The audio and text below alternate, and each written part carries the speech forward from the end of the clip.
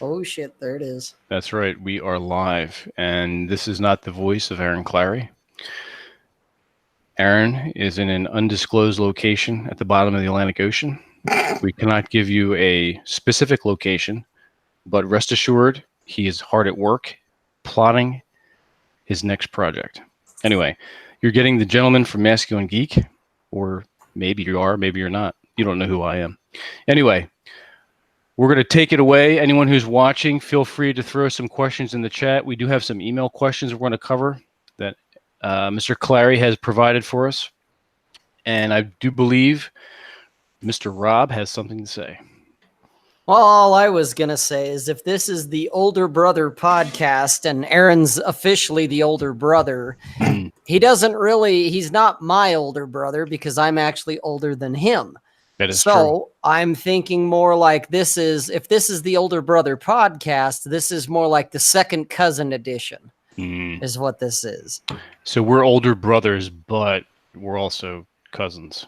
Second cousins. Second cousins. I don't want to be first cousins to him. He's despicable enough.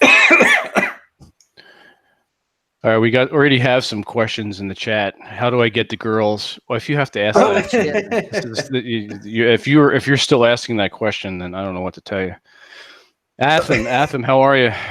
Cappy late? No, Cappy is not late. Oh, Cappy's late in other regards, but he's not late for this. He will not be joining. You're going to get us three, whether you like it or not. So. Well, I'm trying to actually pull up the fucking chat. Yeah. Well, I can see it. I can't. I can't even find the live stream. Yeah, me either. Really? Yeah. This is under older brother, right? Go to his main, whatever. Oh, so we're doing Aaron Clary show. Ah, there we go. Yeah. Got it. Aaron Clary, it's 5'9". There it is. This is the link. This is the better one because this one we can say cunt and other things too. Oh my god. Super chat powers restored. Yeah, exactly. Yay! Nick Schumacher for $1.99 says super chat powers restored. Yes.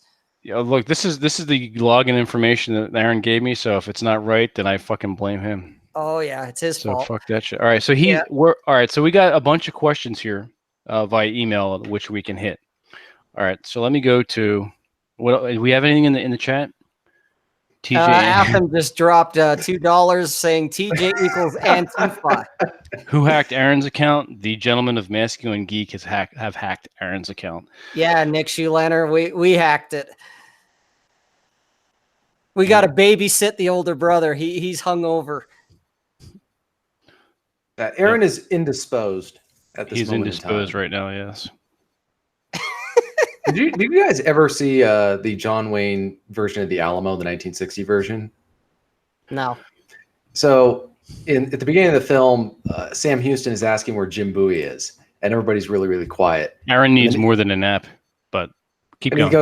He goes, "Where's Jim Bowie?" And one of the really young guys says, "He's indisposed, sir." And he goes, "By God, son, if you mean drunk, you say drunk." By God, son, I said you're drunk. Then he just says flatly, "He's drunk, sir." All right, so you ready? You guys are ready to answer the questions? Yeah, why not? Excellent. I doubt Aaron's hungover. He's got serious business at the bottom of the Atlantic Ocean to attend to. He's in a submarine. He's sleeping with the fishes. He's with some seamen. So, Cappy, I have secretly desired to become a Cascadian hermit, wherein I ne'er meet nor twain with a girl. How does one attain this solitude, and does a commitment to the 10th Amendment help with the celibacy? Best, Anonymous. TJ, can you answer that for us? I mean, I don't know. It doesn't seem very applicable to my life situation. I would say. Not at all. Are you sure? I'm pretty darn sure. I'm out here. But jokingly, all seriousness aside, if you are trying to live the life I live, in a sense, one of them is it helps to not have student loan debt. So I didn't have to deal with that. So that was one of the other things. And not having anything that because if you have debts, that restricts what you're able to do when you're younger. And also, you got to think about what you want. So if this is what you want, what kind of house do you want to live in? What is your living situation specifically.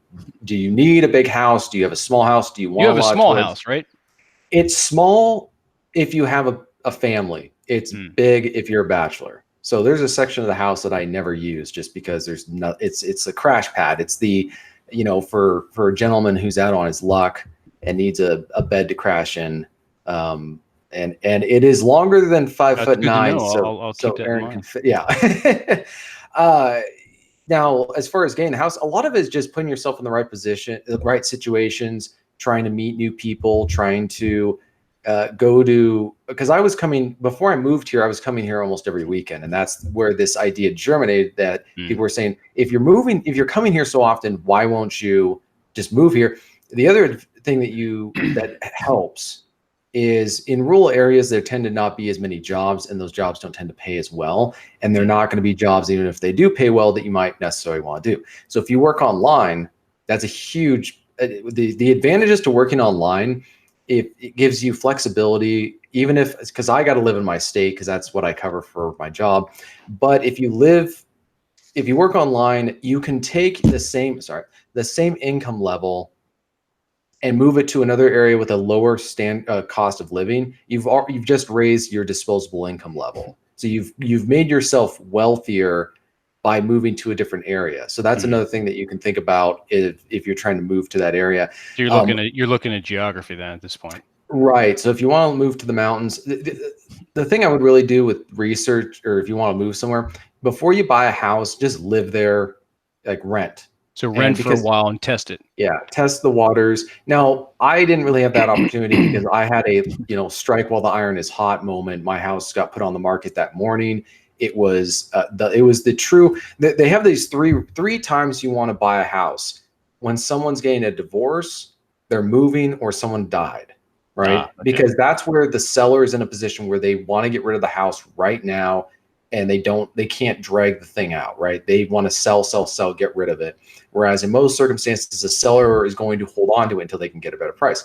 The person selling my house could have easily probably gotten $30,000 more out of this house if they'd been willing to just wait it out, but they had no incentive because they were the executor of an estate, didn't want to deal with it. So my circumstance was, you got to just buy the house right now. You can't wait it out. Who's the pudwack that gave us an unlike? Yeah. Good fucking question. Pudwacks. Dorks, pudwacks, and dunces. Okay, guys. So we need you to respond to that by hitting the like button and sending the right messages to the YouTubers and the Googleites that run this thing. I believe Rob has a description for that. What is that, Rob? It's called the algorithm. When you hit the like button, it says tingles to the vagina of YouTube. The Google/YouTube vagina. Gotcha. Right. Gotcha. It gets it all tingly and shit, and makes it, push it out there even more. So it gets it pretty wet, is what you're saying. Oh shit! A whole bunch more dislikes came in. God damn it. That's all right. All right. So question 2, dear Cappy. Boy. I'm 15 and likes me some old pissed off short men who work armored car security. Do you know any men, preferably below 5'6", who are angry, pissed off, and have a southern drawl? I'm willing to save myself for the right guy, but that's assuming he lives long enough until I'm 18. The angrier the better, and I cannot emphasize the southern drawl enough. Kisses and hugs, Tabitha. P.S. Short guys are dreamy. Well, Tabitha would fucking love Aaron then, because he's kind of a short, angry guy. He kind of is. Absolutely. So Cappy, you got to hang on for 3 more years, dude. 3 more. There you go. 3 more years. Jesus Christ. Well, we're going through the questions pretty quickly, which is good. We don't want to linger on these things. All right. So this one is from Juan, and he's kind of pissed off.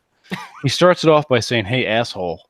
Which I guess in Aaron's it's a greeting. It's a greeting. It's like saying Godfather, right? Exactly. I've been listening to your channel for the past half year, and I wish I found it before. I was a journalism major, but your videos and book, Worthless, made me realize that I was a fucking moron and forced me to confess to myself that I did not want to try hard or work hard in a field that would be worthwhile. The problem is what to do. What do I do now if I do not want to major in STEM or a hard subject, but I'm okay with just getting by? I don't want to have a family or children, so my income demands are not that high.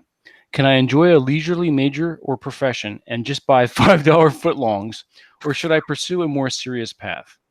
I'm really trying to rationalize why I should work so hard if I just want to enjoy life and be a minimalist. Thanks for all your help, and I wish more people listened to you. Juan. I don't know. That's a tough one. And far be it from I know I have the face of Aaron, but far be it from me to tell anyone what to do, because who am I? But if I was pressed for an answer, I would say make sure you, which I am, I would say make sure you work hard. You don't have to get into STEM, but I would definitely go into the trades. Pick a trade that you, if you're not overly crazy about it, at least you tolerate it. And you put in your time. You do at least 100%. You make sure you do good, honest work.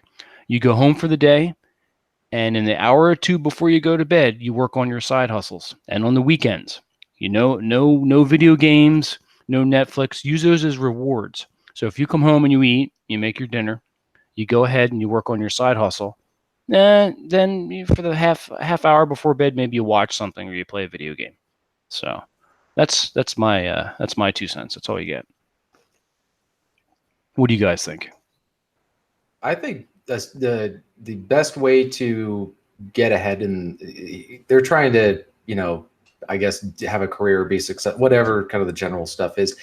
One thing I've learned is if you don't need stuff, that's a superpower, borderline, right? If you don't need stuff, then you don't need like stuff that you buy, right? If there's stuff that you want that you don't need to buy, that's an incredible advantage, because the fewer things you need in life, the fewer things that you need to buy. The fewer things you need to buy, the less amount of money you need to make, right? And so you can pick and choose what kind of jobs you want to do. So it's all a question. Here's an example. Let's say that you're somebody who you want to own an airplane. You want your private airplane. You want to have a hangar to keep it at, and you want a yacht.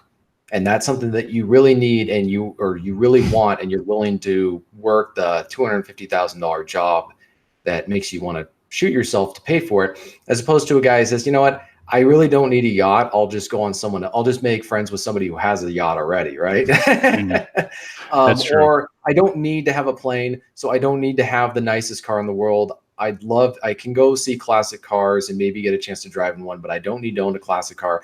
I don't need to have a McMansion. I don't need to have the best stuff inside my house. It can just be hand-me-down clothes. So the fewer things that you need that cost you money, you can pick jobs that are more, you work as hard as you need to pay for the stuff that you really want. And we get confused about the want or need. Stuff that you absolutely need, and stuff that you need out of a desire to feel like content, right?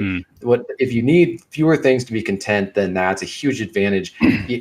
Because you can also make more money, and you have more of a disposable income. But that's an advantage when you're dealing in the workforce, when you can walk away from a job and they know it. They're going to treat you differently. Gotcha. That makes sense. I will go into this. There's another question that's actually, it came through Aaron's channels, but it's directed at Mr. Martinell. We can have Rob answer this question as well, give his 2 cents, then we can go into that specific question to Mr. Martinell. What's the question? Well, the question we had before about going into, which I guess Rob just walked away from. He just wandered off, and he just said, I'm just gonna randomly wander off and not pay attention to anything. Well, when you get to be that old, you need to have someone pull you back in. Well, we'll reel you back in.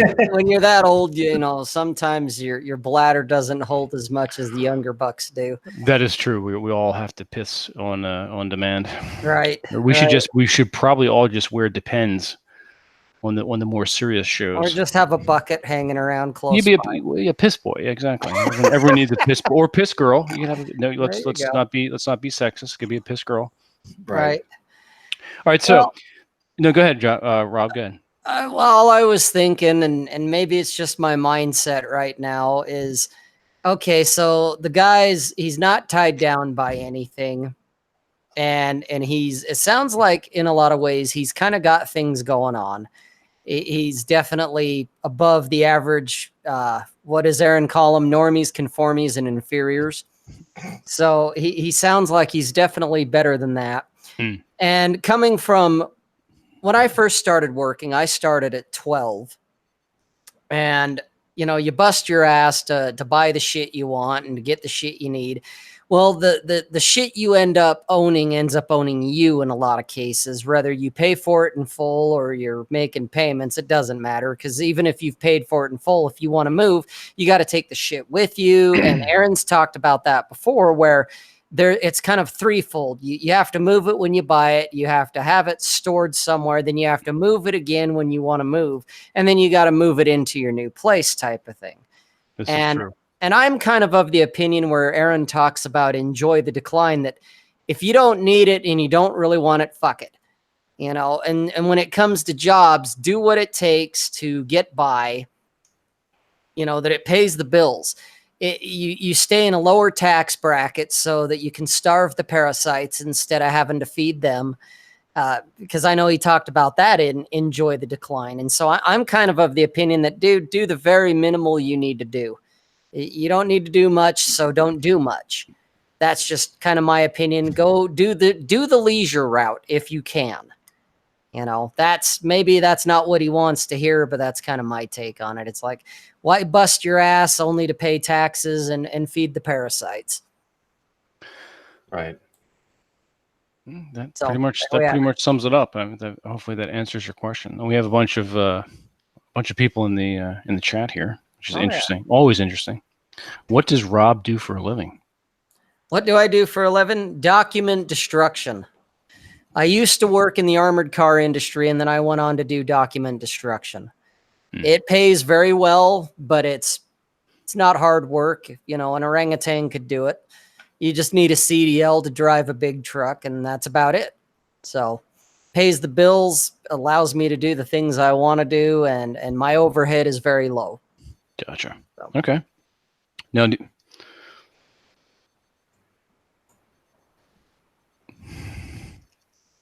what? No, go ahead. I'm looking at. Oh, that's all I'm saying. Oh, is that you're done? Yeah, I'm done. I said my shit.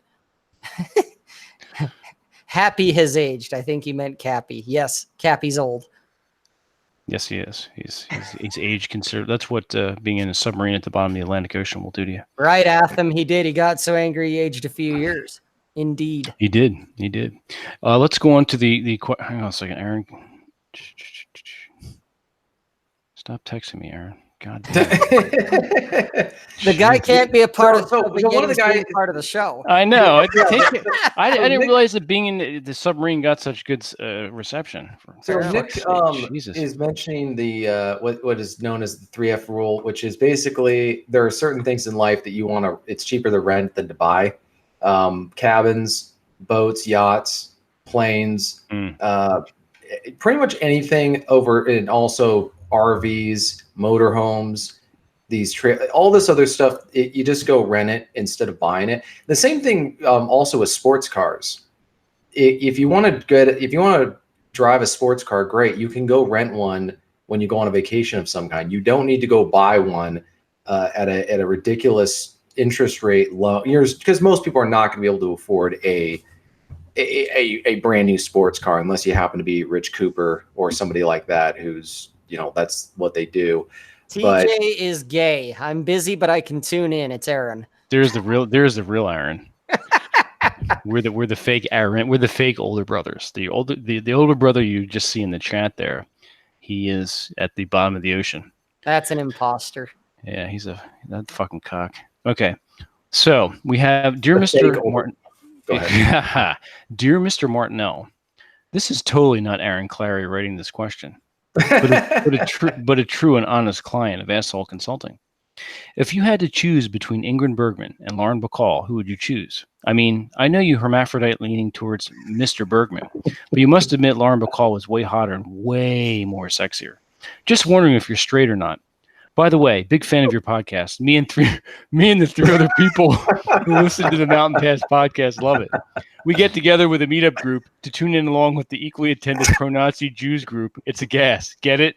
Okay, I'll go now. Big fan of your show, Huey. Oh my God! For fuck's sake. Rename this episode. This is coming. By the way, this is coming from a guy who made a YouTube video about how he was attracted to a woman that an AI program mistook for a man. Well, let's put that aside. Just throwing it out there. Between Ingrid Bergman and Lauren Bacall, I would say Lauren Bacall was definitely cuter when they were young, but she aged pretty fast. Gotcha. She started looking old very quickly. There's a movie with her and Gregory Peck when she was 30, and she looks old for her age, whereas Ingrid Bergman stayed young, relatively speaking, in some of her movies. So she aged better. But Ingrid Bergman kind of, even though in real life she was not innocent at all, as anybody's read about her would know, Lauren Bacall gave off more of that seductress type attitude, whereas Ingrid Bergman was playing the good girl, at least most of her films that I've seen. So yeah, both of them, I'm pretty sure neither one of them would be mistaken for a man by a facial recognition AI program, unlike some other women that is known to have drawn the attraction of Mr. Aaron Clary. Yes. And who would these women, so-called women, be? You guys can go Google, or you guys can go YouTube Aaron Clary's channel and just type in, you figure it out. I'll let you do your homework. I don't know why he's fighting this battle. This is sort of like, charging across no man's land during World War I and just getting mowed down. Like, I don't even have to come out of the trench. All right, 5 later burrito and Rajon. You can send all the super chats, gay or not, that you want. No, this is not a dumpster live stream, although if it pleases you to think so, go right ahead. We are covering for Mr. Aaron Clary while he's on the super secret mission. So if you don't like that, that's cool. I would suggest not watching or listening. Yeah, so if you want to find out who Aaron was talking about in that YouTube video, just look at the chat right now. Exactly. Okay, can someone screen cap what Aaron just wrote? What, that Michelle Obama is still bankable as hell? Yes. Oh my God. Wait, what did he say? No. I think this is an example of where I would actually trust the democratic process to yield a better result than Aaron Clary. And this is where this is the same asshole who sends $2 Canadian about every time asking Clary and would you three have a steamy hot threesome? Yeah. No. It depends. Are you gonna buy us breakfast? Jesus, this bangable bank. I love people in the chat. It's just so. Oh, so Aaron had to clarify. He didn't mean bankable. He meant bangable. Yeah, that's even worse. Bangable. That is even worse than that. And he stands by it even. Well, you throw a flag over and do her for the country. You always do that. Just make sure you move her balls or by her asshole, and you'll be fine. Let's continue on with the never-ending questions. This one's going out to Rob. Oh boy. Yeah. All right, dear Rob, I heard Mr. Clary and you exchanged tits for tats and find it amusing. I also worked armed security like the both of you did, but I find your commentary about your shotgun particularly interesting because you alternate ammo between slugs and shot. I believe this is a wise strategy to be able to knock people out, particularly if they're armored. But what is your opinion of including a third caliber of ammo to your shotgun, specifically semen? Since you're gay, like all Southerners are, could you not have a slug shot semen load that would allow you to knock? I can't even breathe right now. Allow you to knock assholes off their feet, kill them.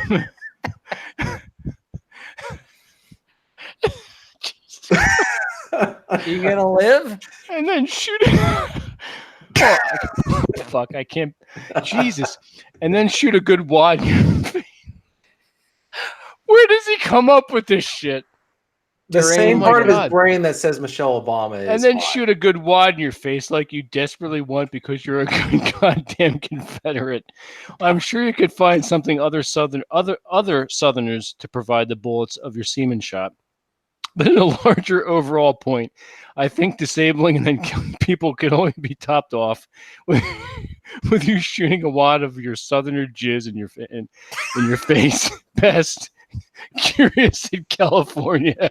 Curious in California. Nice. So, Rob, how do you respond to something that's as intimate as that? Well, I've never done that yet, but he brings up a good Yeah. point. You know, I believe that Oh, particular type of shot is called a wad cutter. Wad cutter. Right. And so, you know, I may have to look into that and see what happens.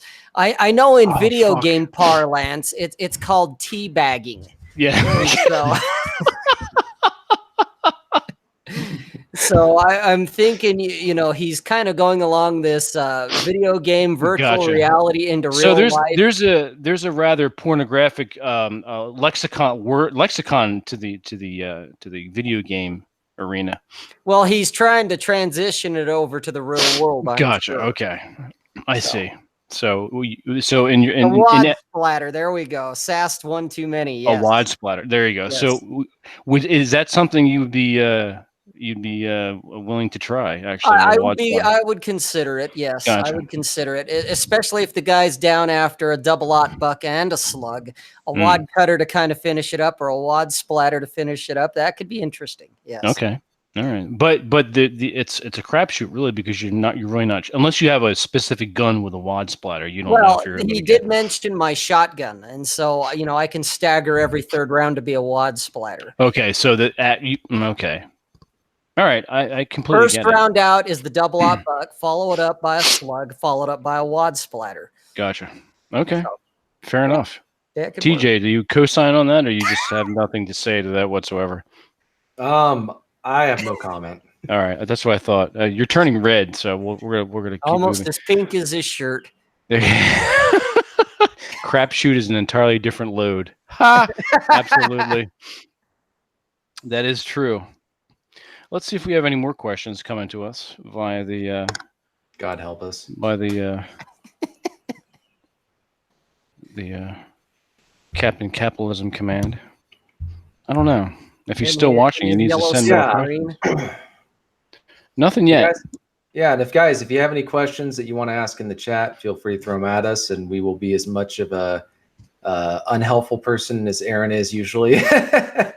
Yes. About Aaron's recent "Why Women Don't Need Men" video, I sent it to a friend who said he couldn't make it past 10 minutes without being dragged down and resentful. It's not healthy to dwell on. And then he says further, the negatives, like he also said he's full of whatever guys are getting delayed, and you walk around NYC and you see tons of mediocre looking dudes walking around with cute girls. I mean, it's kind of him just saying what his thoughts are, but I don't really quite see how that's arguing with what Aaron's point was on the situation. I read it and I thought the problem is you're arguing about one guy's anecdote versus another guy's anecdote, right? So it's a fight over the anecdotes. But if you look at what's actually he said, going on, she said. Well, it's actually what he said versus what he said. One guy's saying I'm doing fine. Another guy's saying, well, what's the circumstances? I'm sure if you're a Hollywood celebrity type and in New York City, yeah, what part of New York City are you in? If you're in the really affluent, it's like being in Hollywood and saying, what are you talking about? There's not ugly girls. There's beautiful girls everywhere. Well, yeah, you're in freaking Hollywood, or you're in the part where they all congregate. It's like contextually. So I have no idea who this guy is or what he's saying, but he's not really addressing Aaron's point. And of course, the classic part is when they say that we're being resentful or we're being negative, like negative emotions. Whenever you hear somebody, when you bring up a point or you make an argument and someone attacks the tone, that is classic passive aggressiveness. When they're saying it's negative, that doesn't make it wrong, right? It's like saying it's like that doesn't disprove anything. So that's what I would always just throw back at people when they bring up this stuff is you would say, well, you may see this stuff, that doesn't mean anything, and I'm not going to take anybody's word at it.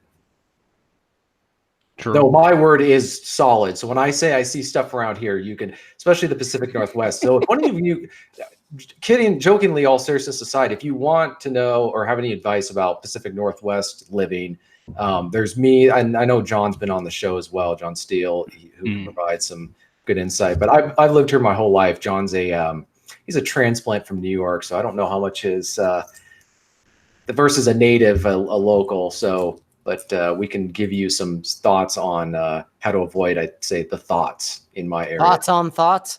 Yeah, my thoughts on the thoughts.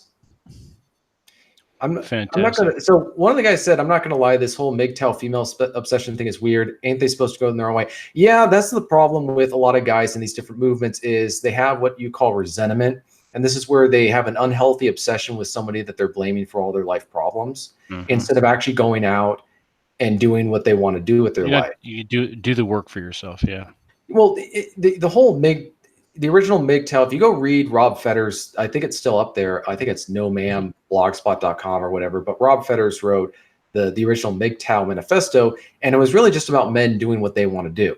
Because for so long, men have been told to do stuff that's good for women or good for their wives or girlfriends or for the female, but not about what's good for them.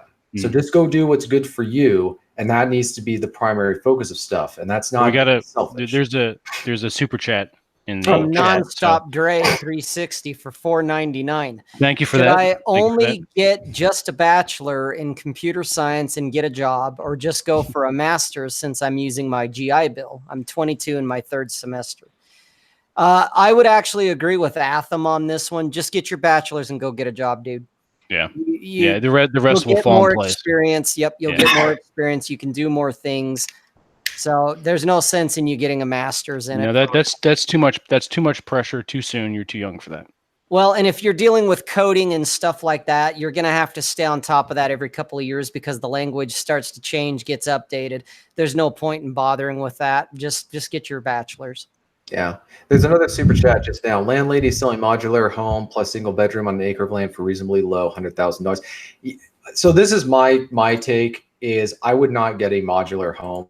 No. Or any of these these other types of homes because they don't have long staying value, and especially for $100,000, you have $30,000 in savings. I don't know how much money you make, but one thing to keep in mind is if you don't make a lot of money, you can qualify for all these different types of loan programs where you can avoid having to put down as much money as otherwise expected into a down payment. Some people want to think that's a good idea, others don't. The thing about the problem with getting homes now is people have to put so much money into the down payment that they don't have enough in the savings in case they lose their job, they have an accident, there's a hospital bill, and then they can't make the payments on their mortgage, right? So if you put less down at the beginning, but you have enough in reserve to continue making payments, because you can lose the house even if you have. There's no difference if you have 30% down payment and a 65% down payment and you can't meet the payments. Either way, you're going to lose the house. Except in one instance, you will have put more money into it than before. Correct. So modular homes, I wouldn't do that. Any home, like prefabricated homes, I would be cautious about because they all have certain expiration dates on them. Yeah. On that kind of stuff. I would hold on to the money and just keep looking. But I mean, it's good to look at that and just consider the possibility of that. But I looked at different modular homes and prefabricated homes in my area, and I ended up buying a house that's an actual house. It's gonna it's got a roof that's gonna last 50 years. So I'm probably never gonna have to change it. Good answer. You're welcome, Nonstop. Well, tiny houses are a waste. Yeah, no shit, yeah. Johnny 5. My ex-girlfriend started watching HDG TV or some stupid shit about tiny houses. And it's like, you got to look into the fact that with tiny houses, it's such a gray area right now because a lot of places there's zoning ordinances and the county or the city or that area is trying to figure out where they fit in, if they fit in. They're more like trailers or mobile homes in that sense, kind of like an RV. And so they actually depreciate. And if it gets stolen, which I hear that does happen from time to time, you got insurance companies going, okay, is this a trailer? Is this a house? What is it? It's not worth it. And I would also add, you can just having a tiny home gives you the illusion of having a house, but it's really claustrophobic. You might as well just get a pickup truck or an actual RV of some kind that you can get for cheap, and then it's going to last just as long or whatever. And then that way you don't have to deal with all the other. It's a lot clear cut. It's a vehicle with a trailer on the back of it, or a whatever you decide to put on it. I was actually looking at building my own tiny house at one point, but what I realized is it creates a lot of mobility problems. One, you got to get the tiny home, then you got to have a vehicle to pull it around, right? So you got to have somewhere to set it up if you got to have a place stay to somewhere put it for a while. Right. Whereas if you have just the RV trailer or just a small trailer or whatever you put on the back of a pickup truck, that just combines the two. And then, because I know people in my neck of the woods are doing that. They just park out somewhere, and then also depends on where you live. But I just don't think a tiny home that's supposed to be mobile. Now, if you want to build a tiny home on a piece of property so that you want to buy a cheap piece of property and build a small home on it, that's different, right? Mm-hmm. You're creating a specific house that's going to be in a specific piece of property, and you're doing that so you don't spend as much money on your property. And maybe you want to avoid taking out as much of a mortgage or whatever. That's a different option. But tiny homes, it's just another one of those expensive tastes, and it's ironically enough, it's supposed to be affordable, but it's not. And like we were just saying, they don't last. Their value. This is another thing to think about when you're wanting to buy something: is the value going to stay over time? If you buy certain tools that emit things from the end of them, they retain value for a very, very long time. And in fact, their value will even go up in some cases. And if you buy ammunition or whatever, all that stuff maintains its value. I've seen people, ammo that somebody bought in the 80s, and adjusted for inflation, it's worth more now than it was then. And it still works. So there's a lot of things you buy that you lose value on. You want to think about, this is why mobile homes and RVs and all this other, these planes, and for the most part, and most cars, they all lose value over time, and you got to get new ones. Well, and to go along with it too, when you were talking about, building kind of a traditional foundation home, having a tiny home on a piece of property, going back to the zoning thing, there's certain areas, if you're going to live right now, at least in anywhere near any real major metropolitan area, you have to have a home that's going to be within a certain dimension, a certain size. So let's say you want to build a tiny home that, say, is 600, 700 square feet. That particular area you want to build in, you buy, a quarter acre, half acre, even a full acre of property. The county or the city may have an ordinance in place where the home has to be X amount of feet based on what size of property you have. And so if you're wanting to build a 600 square foot tiny home because you're single and don't plan on having kids, you may not be able to build it because it's too small. You have to actually build larger. And so that's something you'd want to check with wherever you want to build. Now, you want to build out in the sticks somewhere where you're not near anything. You have a lot more latitude, a lot more, you can kind of do whatever you want. But if you're kind of wanting to live near a city or something, or have it be reasonably close to groceries and all of that stuff, entertainment, that zoning comes up. And because I know the area like I live in, the minimum square footage is like 900 square feet. That's the minimum. And if you want to go smaller than that, they won't let you build there. Really? And oh yeah, that's one thing a lot of people that have bought tiny homes, whether they're mobile or not, they're running into is, hey, I bought this property, I want to build this, 500 square foot tiny home. And the county commission's coming back going, yeah, no, it's 900 square feet minimum.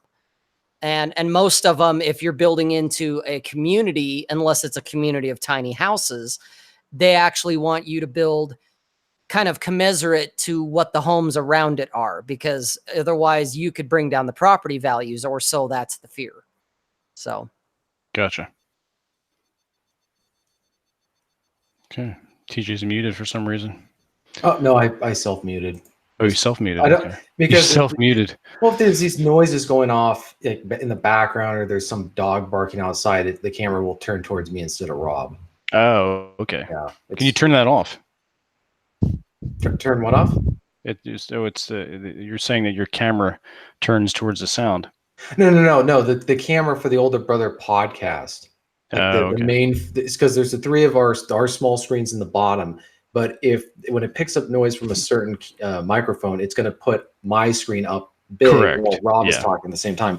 So I've realized you gotta silence Precautions. it. Yeah, mute it. Correct. Like when the train goes off in your background. Yeah. Yeah. Wow. Eric, dude, I'm gonna murder your last name. Breithausen? There we Breithausen? go. Eric Breithausen? For $2, what Yep. Aaron should say: women want high value men. Yep. True. Yeah, it is true. That is a true statement.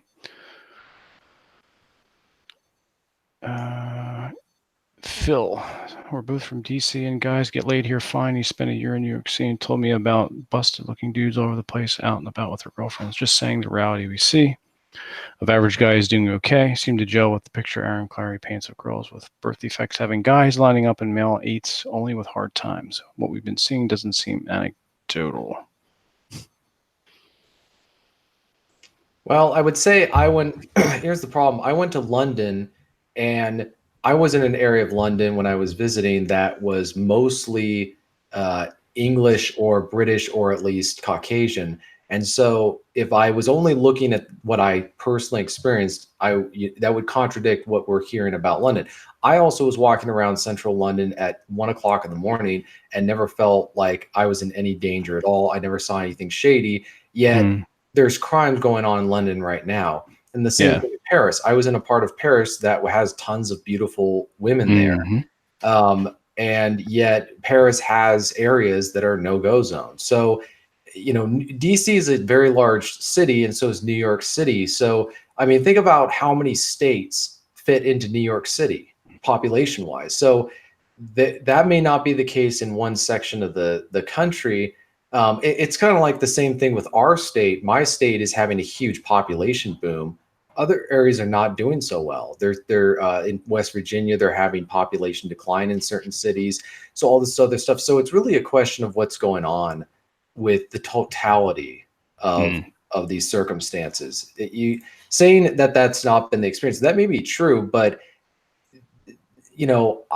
my career is also not an accurate reflection of the field I'm in. I'm a reporter, and my life circumstances is very outside the norm. Same thing with the circumstances in which I bought my house. So we got to be careful about not trying to take our personal experience and assume that it is the universal experience in other parts of the country, because frankly, some of the stuff that I hear from guys like Aaron is kind of mild to some of the stuff that I see. And people, I've had people come from other parts of the country. They come to the Seattle area, and they're really shocked by some of the differences that they see. So we have another $5 super chat from Mellowman. Canadian $5. A Canadian $5. Fiance doesn't have a good relationship with both parents. She hates her dad. Her mother lies a lot and is possessive of her. Is this a huge red flag? Yes. In and of itself, your statement, I don't know the particulars, but yes. She doesn't have there may be mitigating circumstances that offset that, and only you would be knowledgeable to determine that. But I would tread with caution. I would also, I'm wanting to be careful because I don't know all the circumstances. But if that what you said is true, because be careful. Just be careful. You're going to marry her parents, basically. Too. Absolutely. Well, not only that, but her relationship with her family will affect your relationship. The key is with the father. Right, but also look at them, as Rob has written and talked about before. Look at the mother. That is what you are marrying. Well, not only that, but I had a friend of mine say, "Look, when I was about to be married, he's like, you sure you want to do this?" I'm like, what are you talking about? Well, look at the mother over there. I said, yeah. That's what she's going to look like in about 15 or 20 years. Like, oh shit, yeah, you know what? You're probably right. And guess what? It's correct.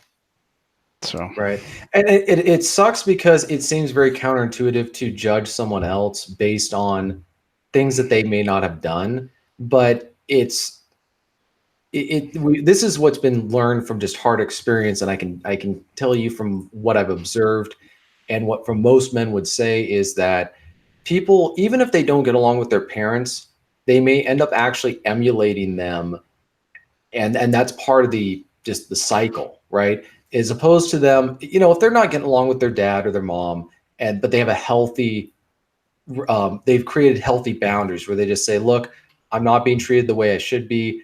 I've created these boundaries with them that I stick to. I don't speak ill of them.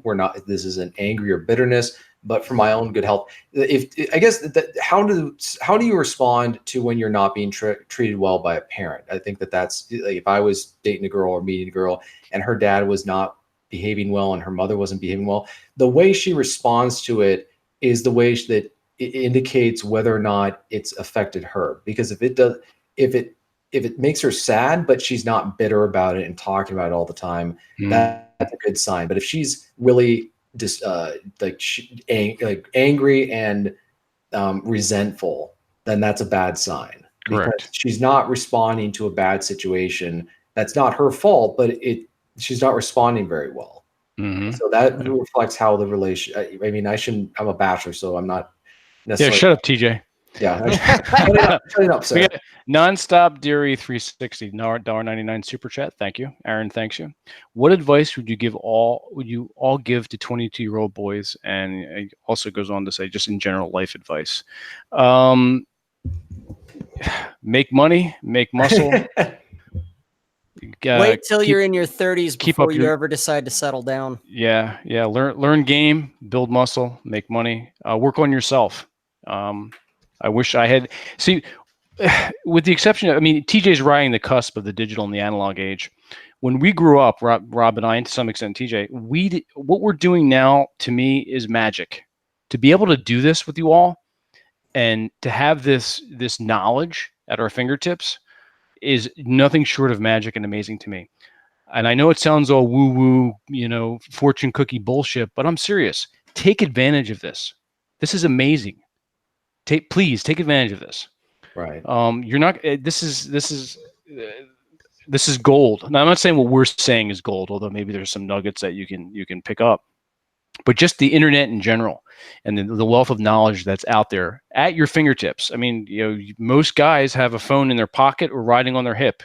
You have a library, a research library at your hip. There's no reason why you can't be leveraging that. And I'm not. Women are great. We love women, but don't make that your focus. When I was your age, I was focused on women. My testosterone was running rampant, and all I wanted to do was find a girl, get a girl, and fuck, and get in a relationship. But what happens is, if you spend all your time trying to get a relationship and then you do, then what? There's no substance behind you. You have no base. You have no foundation. Right. Build that foundation. People will be drawn to you because you're building your foundation, you're building your confidence, you're building the man that you're going to be. Trust me, the women will be there. All right, they'll be there. So that's my 2 cents. Rob, what do you think real of that? Quick, I'm going to come back to that, but real fast, there was a $2.23 super chat. Nice analogy for a caliber of firearm from Bacon Maldito. Podcast while I'm dodging traffic equals target shopping.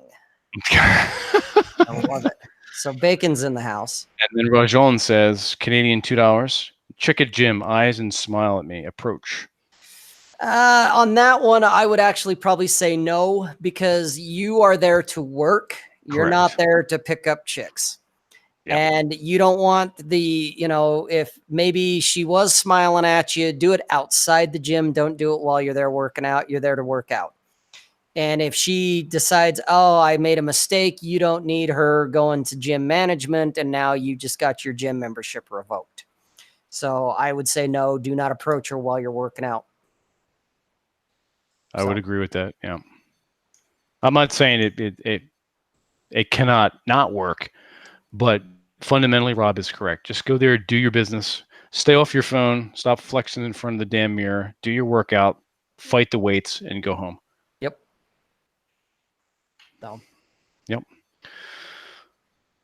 Chat's pretty busy. So I did want to say, people were asking about, or the guy was asking about, what advice I would give to a 22-year-old man. So as I'm 32, and so looking back on where I was at when I was 22, a part of this depends on how you were raised, your childhood, what your parents taught you, what they didn't teach you, and what they taught you that just ain't so.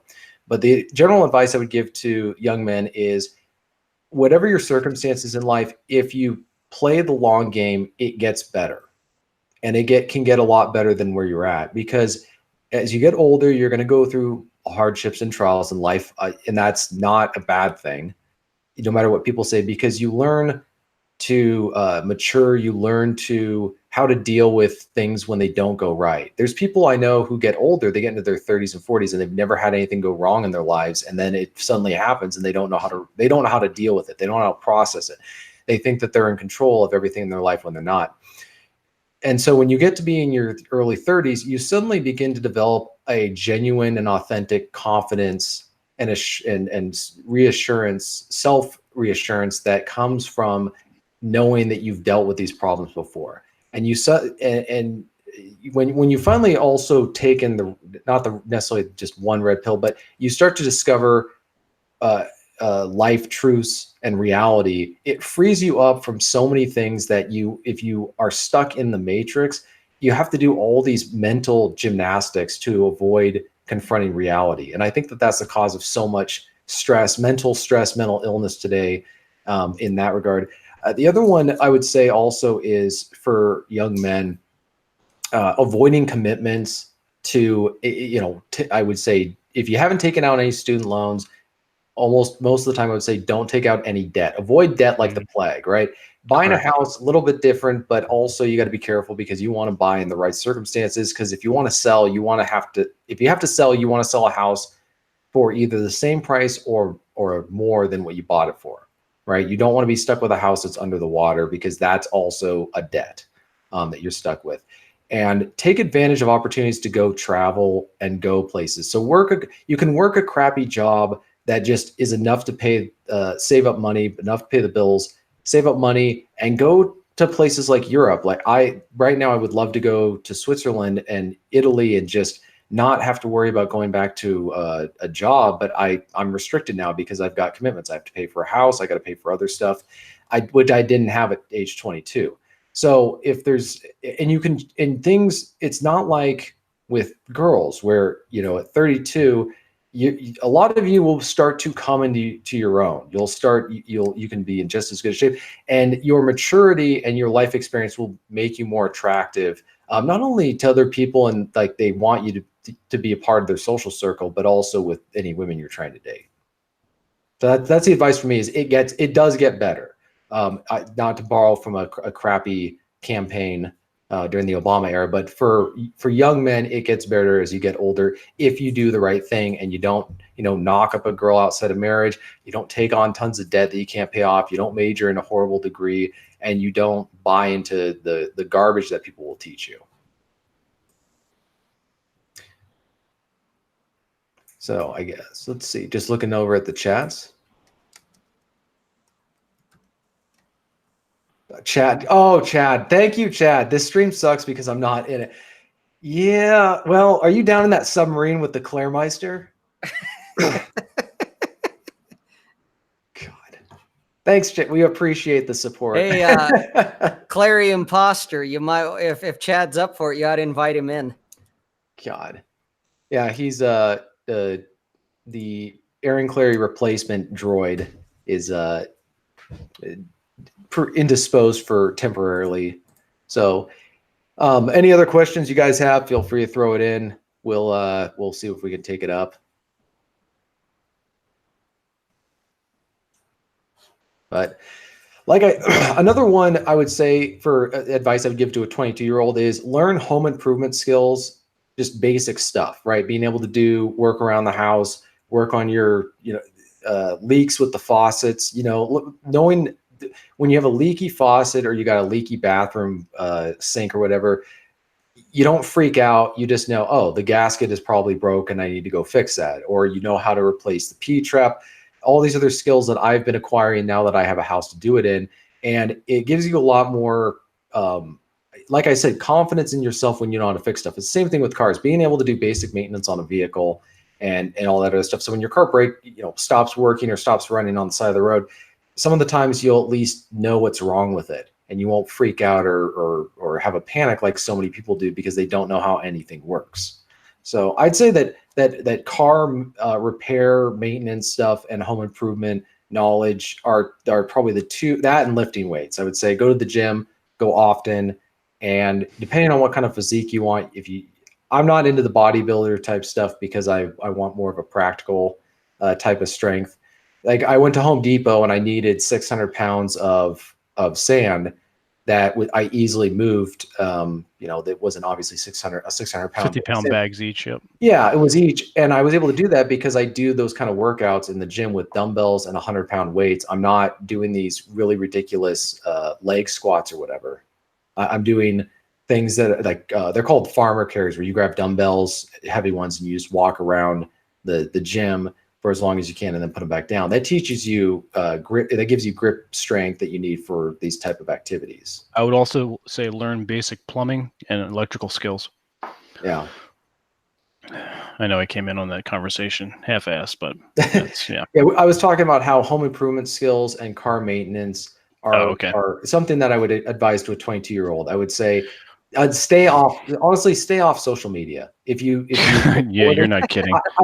I'm already soiled, so to speak.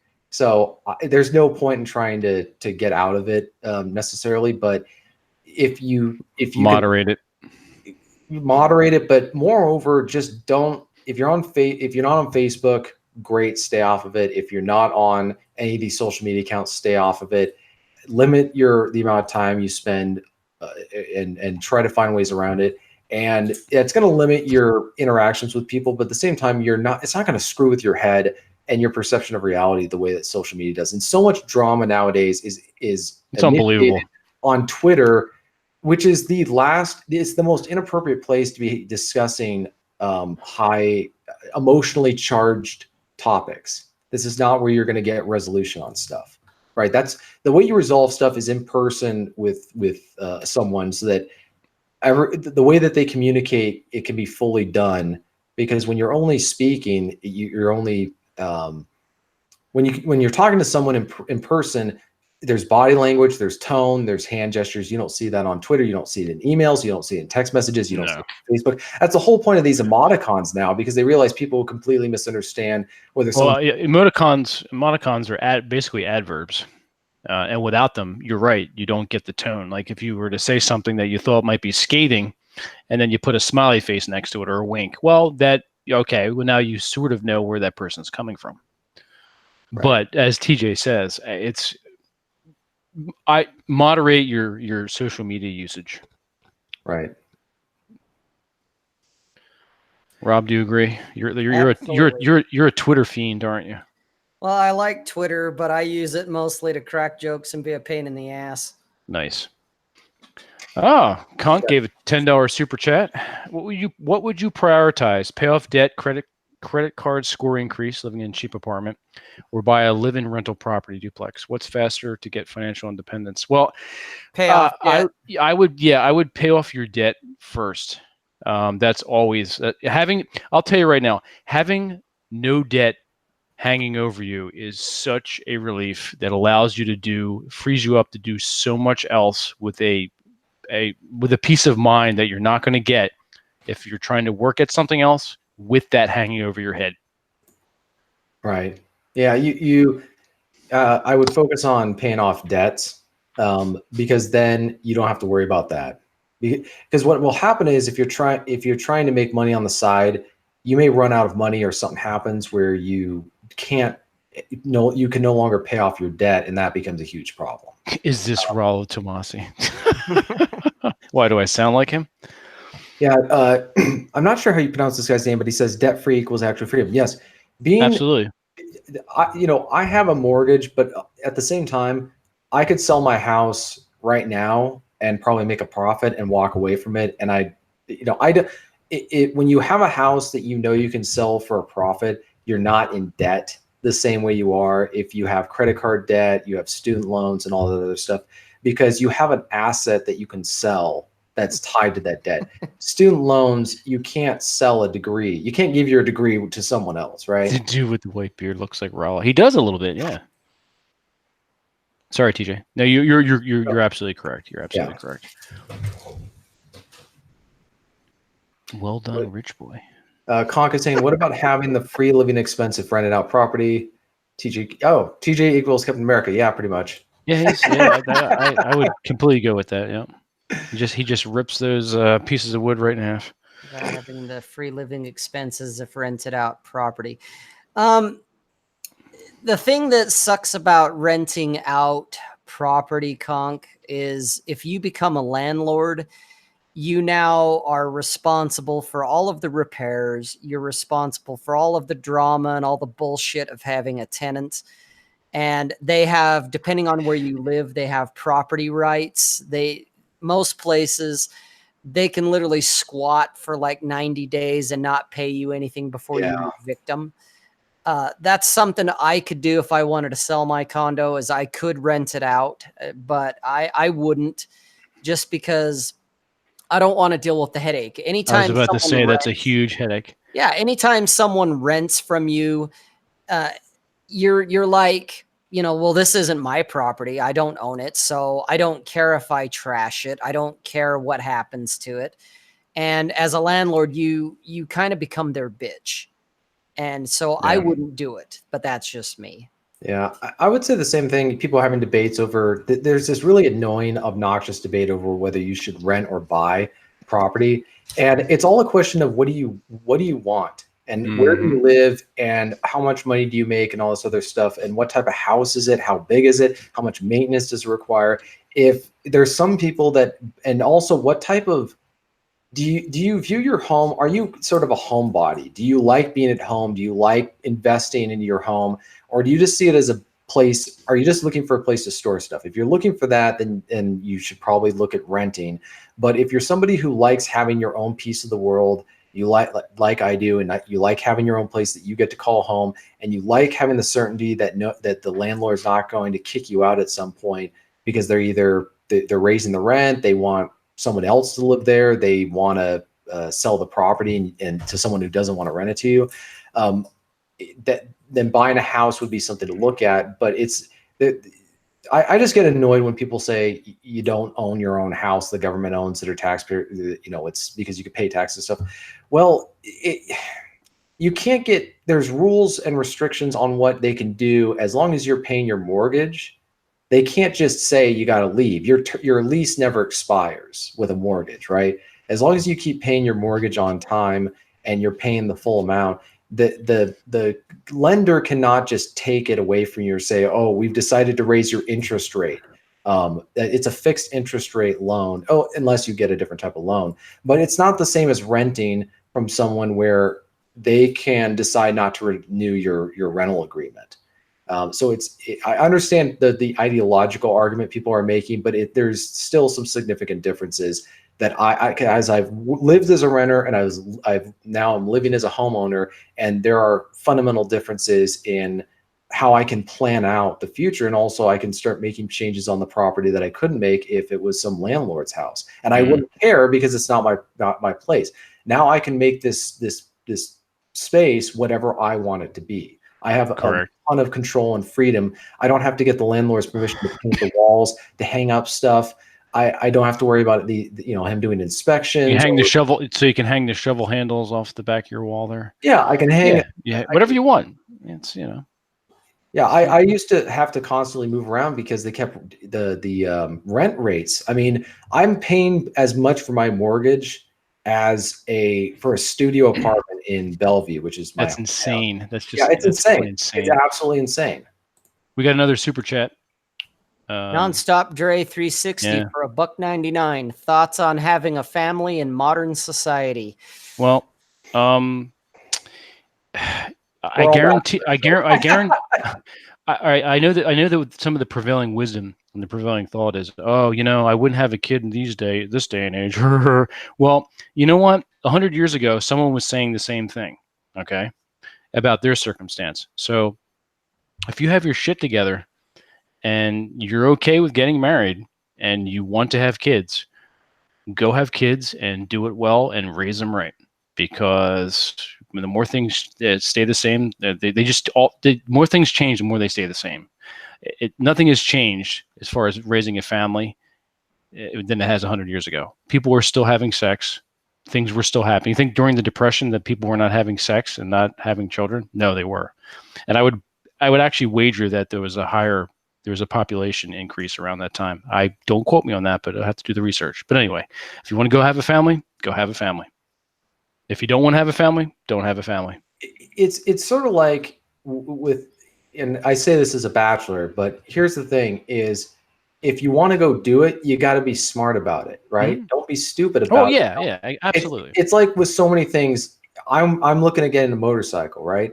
When I get my motorcycle, I'm not going to go 130 miles per hour in the middle of a rainstorm and think that nothing, and then when I get in an accident and die or whatever, and then wonder and not think that nothing's going to happen, right? Okay, I have to quick interject here, TJ, and this is vital information coming from the submarine at the bottom of the Atlantic from Aaron.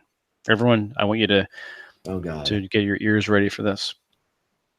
He wants me to tell everybody that you're all assholes. And that Mary Jo just sent him some new pinups. So you have to go over to the Patreon if you want to see them. I'm not going to show this. Although I'm enjoying the view. You need to go sign up for the Patreon just for this. Wow, this is an amazing photo. I would, I'm just going to ponder this for a moment. That's beautiful. Anyway, go sign up for Aaron's Patreon. You will not be disappointed. All right, continue, TJ, with your. I'm just saying, if you're going to do something, just know the risks, and don't. There's people who say who marry foolishly, and then they wonder why they think that there's no way you could have seen it coming. Well, yeah, there's ways that you can reduce the likelihood of a divorce.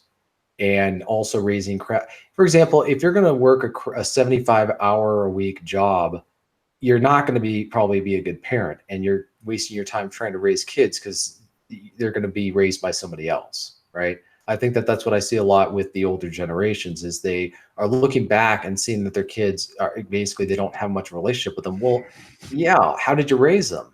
Yeah. So, Aaron's in the submarine in the Atlantic. He's working on a top secret project. I can't tell you anything else. That's all you need to know is we're filling in for Aaron. We're doing him a solid. Just I know we don't even come close to the entertainment value and sheer knowledge that Aaron brings to the table, but we are plan B for the evening, so you're stuck with us. Right.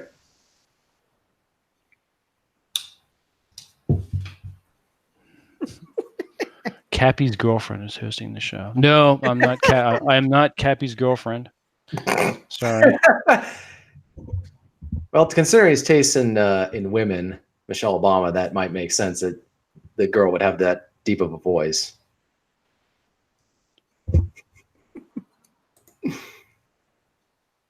That's true. I'm texting Aaron right now in his super secret hideout. Carry on. Keep going. That's all I got to say about the war in Vietnam. That's all. That's all I got to say about that.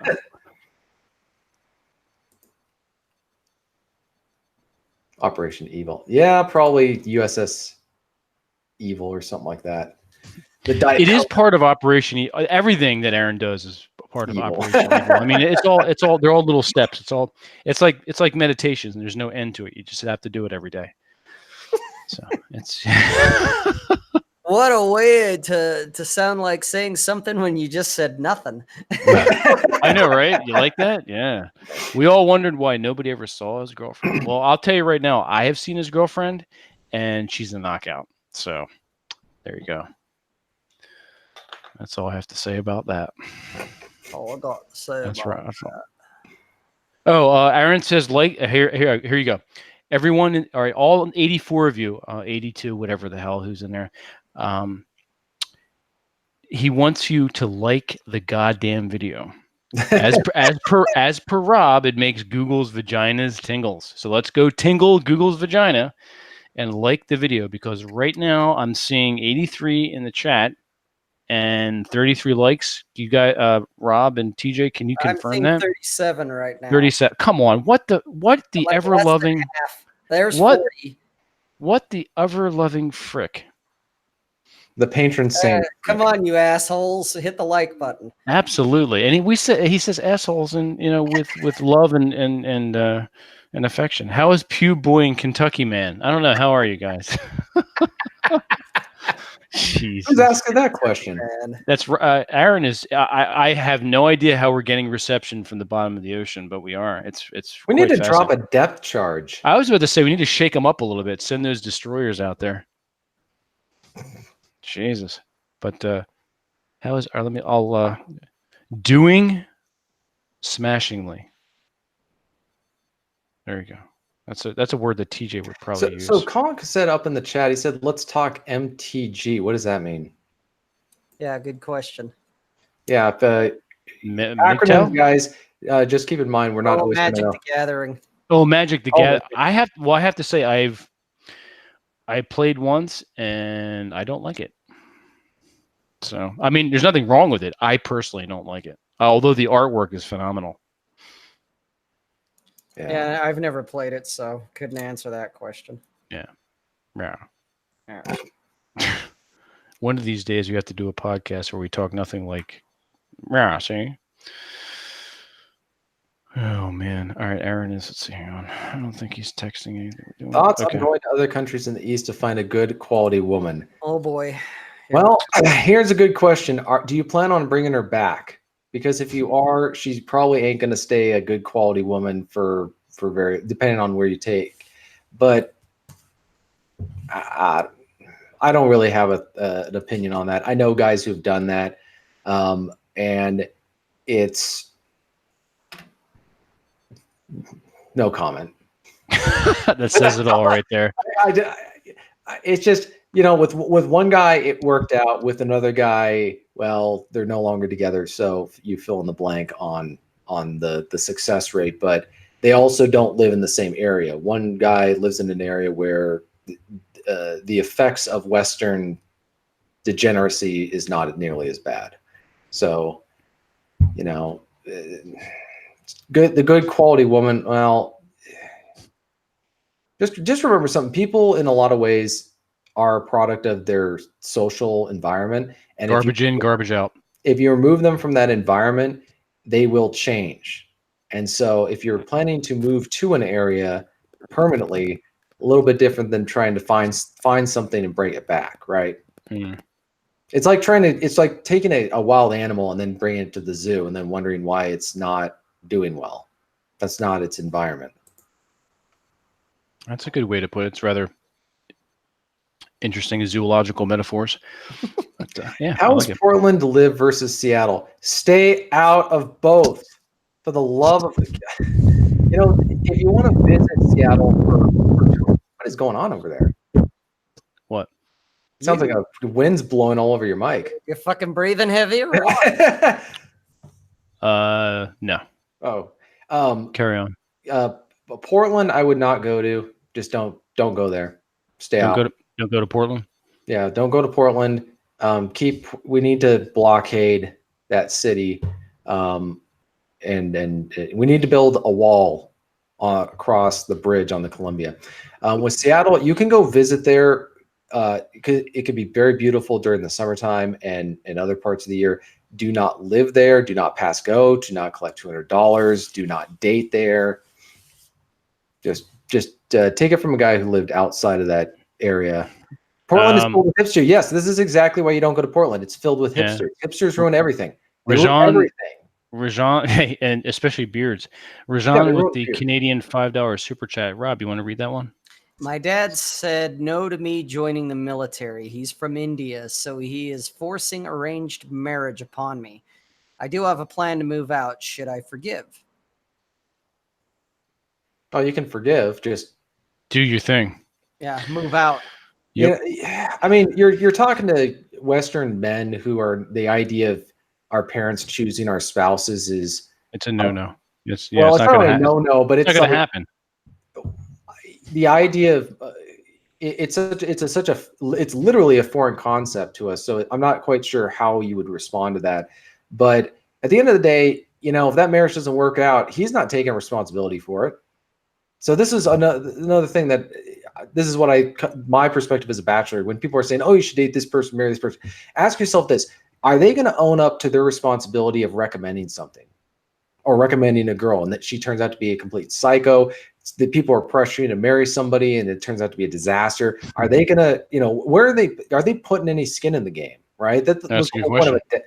that was the whole point of a dowry back in the day. It was saying, we believe that this marriage is going to work out so much that we're willing to toss all this money your way in the event that it does not, right? Imagine if somebody came to you and said, "Hey, here's my daughter. She's sweet. It'll be great, and I'm so convinced it'll work out that here's $100,000 dowry. So if things don't work out, you're financially compensated or something like that." But obviously terms like you can't be breaking your side of the contract. But I'm saying that's when people are saying making decisions for your life, are they going to accept responsibility for it? Well, of course not. Well, then it's not their decision to make. Agreed. And Cynic in chief. The rest of Washington is okay, but there's this crazy journalist in the Cascades. Yeah, you never know. He's out in the mountains. He's working on his manifesto, so watch out. Absolutely. Let's see what else. What else is in the chat? He says that I think some guy's talking about Washington. I think it's okay to live there since it has no income tax. To be honest, yeah. One thing there's other states with no income tax, right? But I would say there are a significant number of lawmakers who are trying to, by hook or by crook, get an income tax through the judicial system. So that's something to just keep in mind if you're planning to move here, thinking of moving here. If someone were to ask me, TJ, and having no income tax is a big deal to you. I have such long-term family roots here that even if they did do something like that, I'd hate it. I would try and find ways to circumvent it. I would do whatever, but I would not. It would be hard to compel me to leave this state. There's just too much that I love about it. But if you're not from the state, you may not have that kind of sentimental attachment. Fake Shark Bake 700. I heard Utah is getting less Mormony and more chill. They legalized 420. I want to address that since I actually live in Utah.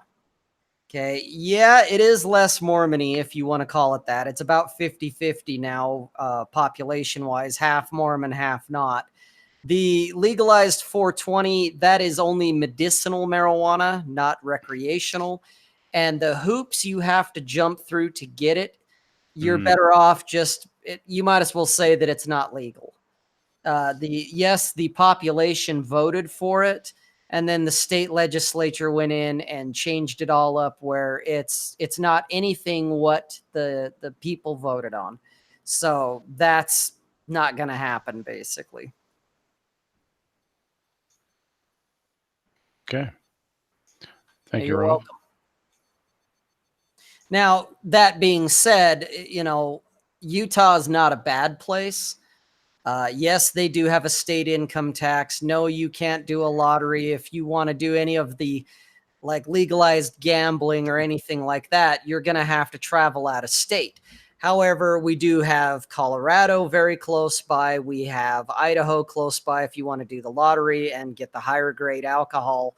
But I do know that's changing in Utah, that we're kind of getting on board with everybody else as far as the rest of the union goes. Towards the end of the year, the alcohol content, like for beer to buy at the store, is going to be pretty much across the board like everyone else. Real fast, Rob, thoughts on living in Pullman after graduating WSU you if I can work remotely? This is a question that Nick posed to us before, and he's running. So I want to make sure I get to that too.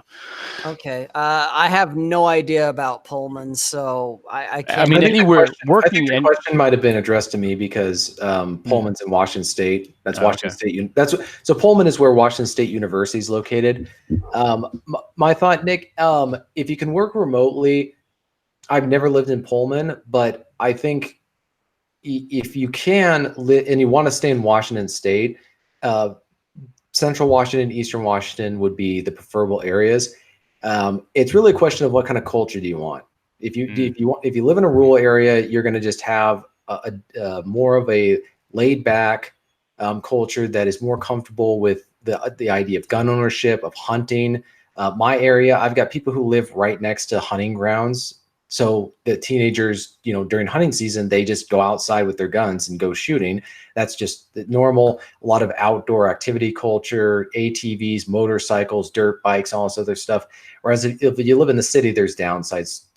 And I would recommend not living in the Seattle metro area because of the traffic congestion costs, just the insane politics and stuff like that. Pullman specifically, not sure.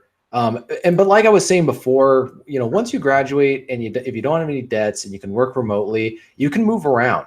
If you can, and you can find a place that does short-term leases. See, that's going to be the key thing. Instead, this is what I hated about rentals is when you sign a year lease, you're pretty much just becoming a serf tied to the land for a year, and you can't do anything. To break the lease is so expensive.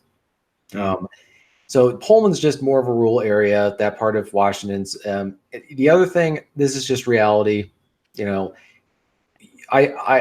assuming you're a smart guy, higher IQ. You will suffer the curse of the high IQ if you live in more rural areas. That's just the unfortunate thing. You're probably going to be more, I'd say, philosophically or intellectually based. There's a lot of people out there who are smart with guns, with hunting, with vehicles, with home, like they're good crap, like labor type stuff. But a lot of other things they may not. This kind of stuff that we talk about on the show will go past their heads, a lot of them. So, if you're able to coalesce some sort of a social group there, that's going to be key. You need to be around people who are have the same mindset and same perception of reality, because if they don't, you'll feel very lonely. That's just the unfortunate thing of that. Agreed. Some of these guys, man, they are just funnier than hell. It's hysterical. A clown. I love it. A clown shoe. It's a nice, polite way of telling you off.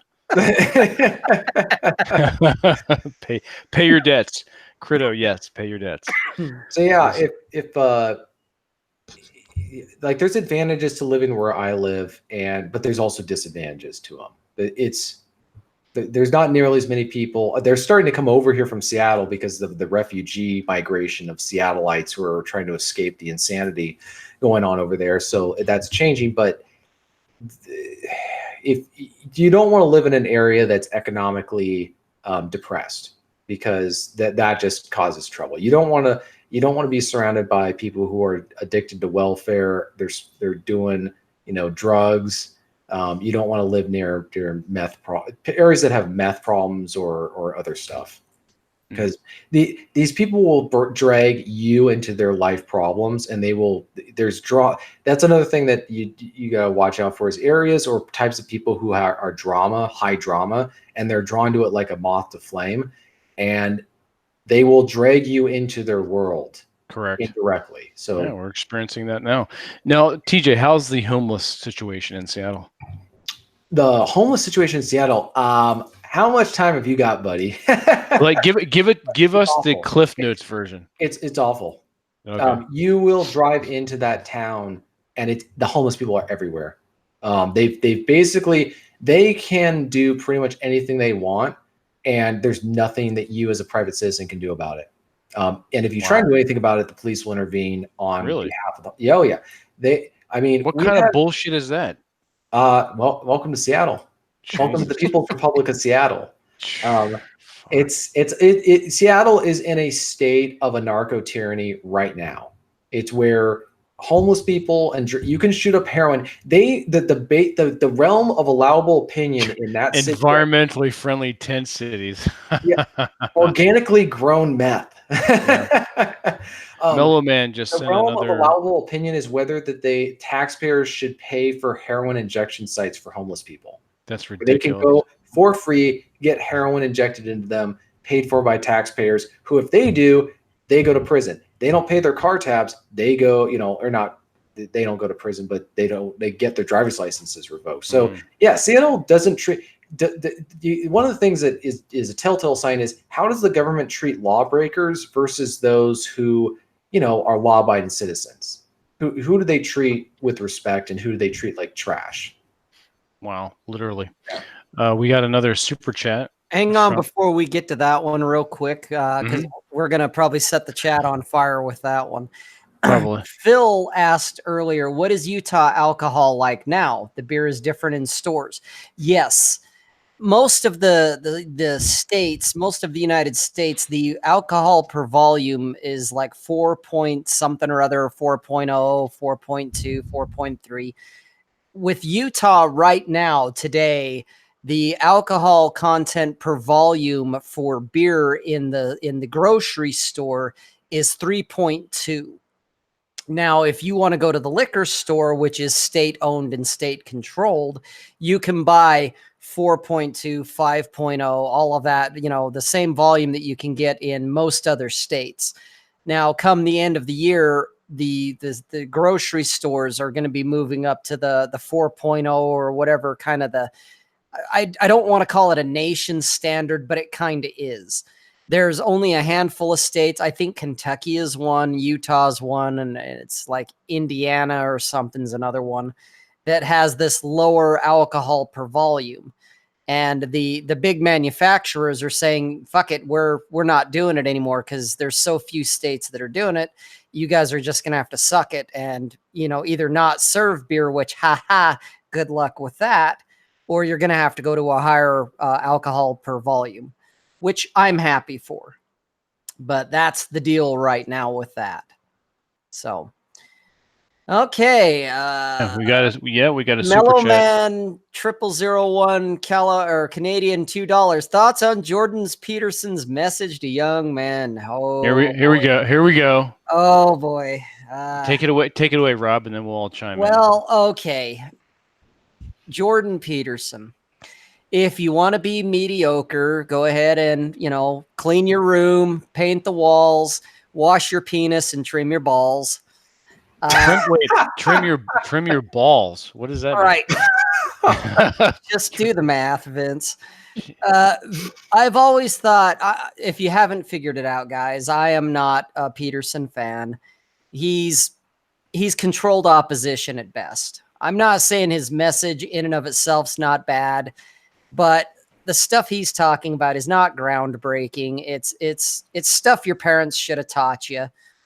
And he's controlled opposition. They're showing him, oh, look at him take down the SJWs. Well, yeah, but he's on national television and they're allowing that. Come on. If he was really dangerous, you would never hear about him except, maybe on his own private channel. So me personally, I'm not a big fan of Peterson. It's no. Here's what I don't really want to talk, or I'm not going to talk directly about Peterson. I'm going to just throw out my thoughts on just these online celebrities in general. If I were you, this is my thoughts. I don't trust any of these people because, like what Rob was just saying, if they're not being hunted down like dogs, I'm automatically suspicious because I'm just a very cynical person on this. I know I don't come off that way, but I just assume most people are not genuine. At best, they're there to make money and they're smart. They see an epidemic of fatherless boys with no direction. And all you got to say is profound concepts like making your flipping bed and you get $12,000 a month in a Patreon account just for saying make your bed. That's how desperate these boys are for a father figure. So yeah, a lot of other people are just they're financial mercenaries. They just move from movement to movement to make money off of whoever it is. This is why all the stuff that people are trying to make change at a national level, it'll never happen. If you want to support something or be genuine about it, it's going to be some guy who's not making a lot of money, and it's going to start from the bottom up. But every time somebody actually gains steam, and maybe they're even genuine, they get bought out. They get absorbed into the system to ensure that they don't say anything that allows you that raises issues outside of the 3x5 index card of allowable opinion. You have to stay within that index card, or you're persona non grata. So, and you know, people who tell the truth don't really tend to make money off of it. They tend to be persecuted. No. These guys are having a field day with the trim your balls remark. Apparently, anything that involves balls sets off the chat nicely. Yeah. Oh, that's too funny. I'm not even going to talk about Peterson. I mean, Yeah. I've read his book. It's whatever. I don't care. Right. There's a meme of TJ that goes around. It just says nobody cares. Right. So. I would say this is that looking to someone that you don't know as a role model or mentor, I would say you're going to end up, you don't know if they're even real. Not to say that some of these people aren't real or genuine. It's just, it's not something that someone that you can ever have a relationship with. And they don't feel, this is where we get a little hung up on stuff. When we see someone so much, we feel like we have a relationship with them or a connection, but they don't know who you are. They don't know who I am. They don't have any obligation to us. And so this is a problem that modern media, since frankly, just the television, you have, for example, news anchors who people that they've never met before, complete strangers, treat them like their family because they have seen them every single night their entire lives while eating dinner, right? So they're almost a part of the family, whereas the person's like, I just talked in front of a blue screen or a green screen. Smooth Jammin gives a $5 super chat and says, 29-year-old bachelor, don't want kids, freewheeling, stable lifestyle, vasectomy, or hold off for a few years. First of all, I'm completely envious. For myself, I would say continue what you're doing. I would not go with a vasectomy yet, but make sure you use condoms. Keep doing what you're doing. Rob? DJ? Well, I'm going to have to be the voice of dissent, I guess. If he's 29 years old and he doesn't want kids and he's felt that way pretty much his whole life, I'd say, fuck it, do it, dude. Go get a vasectomy. All right, fair enough. TJ, what do you think? I'm going to punt on this one. I'm just saying, like, I don't know how serious he is about that. I would say, just don't, if you don't want kids, don't do anything that's going to make you have kids if you don't have a vasectomy. But I don't know if a vasectomy is, I can't recommend it. I guess I'll put it that way. Aaron just jumped in. He's like, you moron still alive? Yes, you moron, we're still alive. Yeah. And Metal Drummer 67 brought up a good point too. Flush the condom. Yep. Is pseudo Aaron jealous of the freewheeling lifestyle or the 29-year-old? Not the freewheeling lifestyle, because I have my own freewheeling lifestyle. I'm envious, not jealous, but I'm envious of 29 years old and being able to do that again. I wish I was back. I wish I was 29 years old again. That's all. Yeah. Control your sperm. Yes, indeed. Well, yeah. Or put it in shotgun load. If you're here for the earlier part of the show, you just shove that in some shotgun loads, and there you go. Well, I would say to him is this, and I think he knows this, but just throw that out there.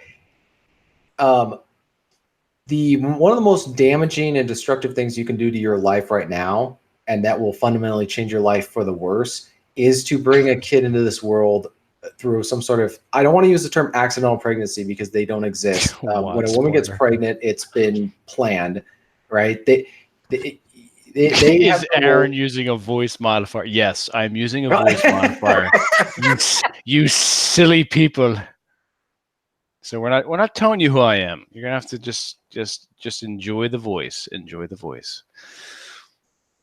Do these boomers know what is happening in the world? Pay your debts. Pay your debts. Who is this?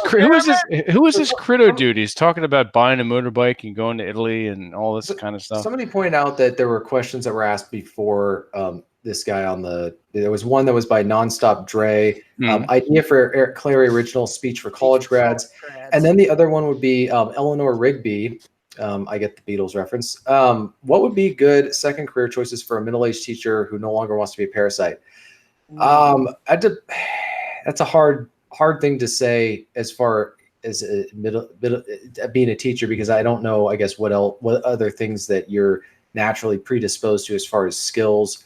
But because some people love the idea of doing affiliate marketing that I know, and they've done very well, but it's just not everybody's shot of whiskey.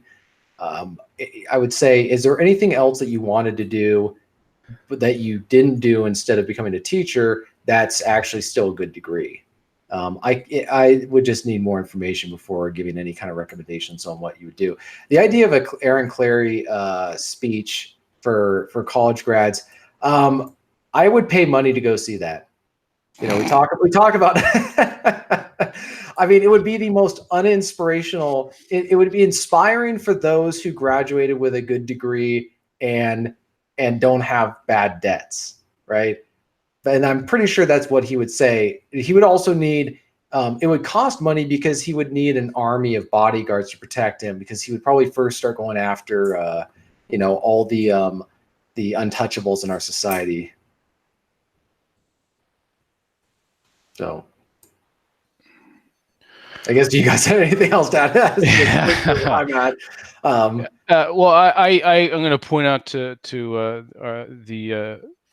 the user, or actually the viewer in the chat, Crito, not trolling when it's nonsense that you're listening to. You know what? Fair enough. But why are you listening? I can only assume you have nothing better to do. So there you go. I'm sorry we couldn't be entertaining for you. Phil, 999, thoughts on the clown world sentiment out there today? People who say honk honk and move on seem to have no stake in bettering anything. I've had to stop taking Roosh seriously for that reason at all. Oh boy. Here's another one. Yeah. Do you want me to take that one on? I will. Sure, go ahead. I would say, I guess, when you see the stuff that's going on in our society, where good men are being put through the ringer for no good reason, and they're being denigrated and treated like with contempt, and then you've got people who are sexualizing young children, what exactly, and you know that nothing you do is going to change that, and most ordinary people are not going to say or do anything because that's just how it is. What do you do? We got to remember, humor is a way of deflecting anger at a lot of stuff, or anxieties. And when you see stuff like this, I see stuff like this that is so crazy. This is why I stay off social media a lot and why I go hiking.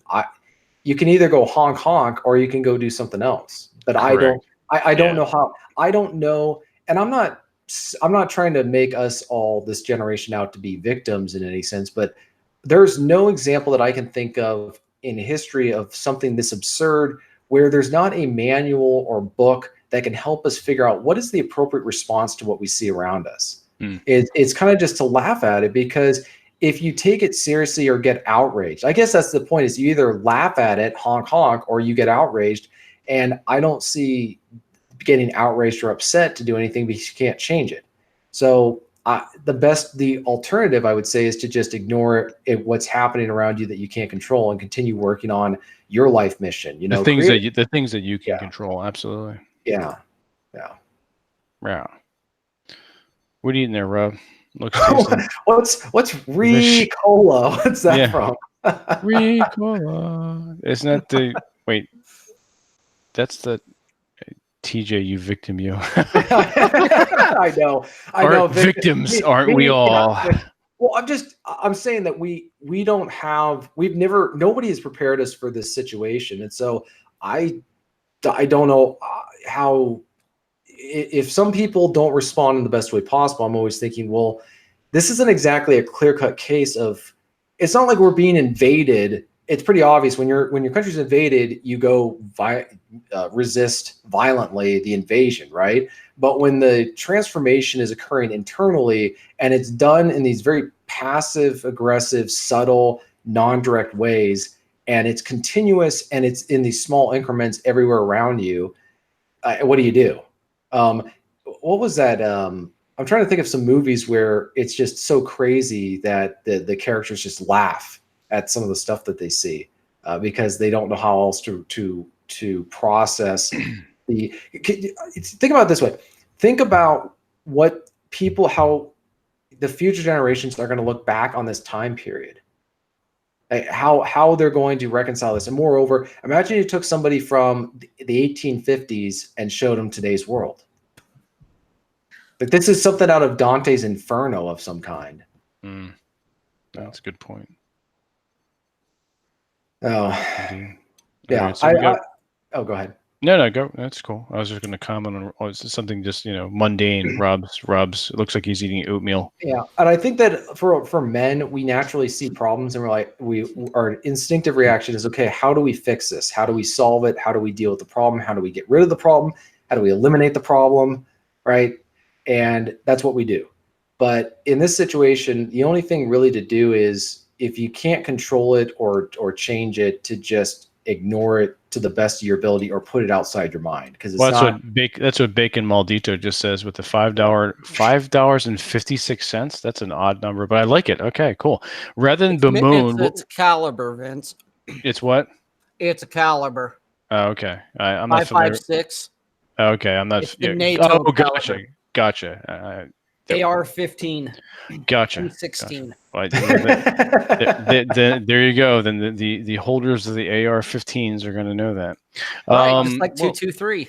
That's true. Okay, all right, that's cool then. All right, I wasn't paying attention to that. Thank you for pointing that out. Yeah, you're welcome. Rather than bemoan what could have been, I'd rather mock, ridicule, and laugh at the others that'll suffer the decline and collapse. Hashtag laughter at humanity. Sure, fair enough. That is one way to go about it, and probably one that's going to keep you from crying and keep you laughing, and that's always a good thing. Because as Rob and we all say, laughter is where it's at. Nonstop DRE 360 $4.99 super chat. Thank you. Thoughts on Hard Times Create Strong Men by Stefan Arnio. It's a good book, and it's an audiobook for Aaron. I think you guys will love it. I agree with that statement. I have I can't really speak to the book because I haven't read it, nor have I listened to it. Right. But I mean, we can always check it out. So yeah, thank you for that. Nice thing about the library is you can still check out stuff for free and check Correct. It out. Yes. Yeah. Check out your local library. It's a great resource. Yeah. So, all right, we're coming up on the hour and 45-minute mark. As enjoyable as this has been, we are going to sign off for now. Hopefully, we get another chance to hang with you all. We'll substitute again for Aaron some other time. This has been the Older Brothers podcast. We thank you for joining us. Thank you for listening. Pirate Bay. There you go. We thank you for listening in. I thank everyone for the donations and the super chats. I mean, it doesn't go to us, but we're thanking you for Aaron. I'm sure he appreciates it. So everyone, have a good night. We're going to sign off for now, and hopefully we'll see you next time. Enjoy the decline, my friends. Yep. Enjoy the decline. Enjoy the decline. And make your bed. Make your bed and shave your balls, you fuckers.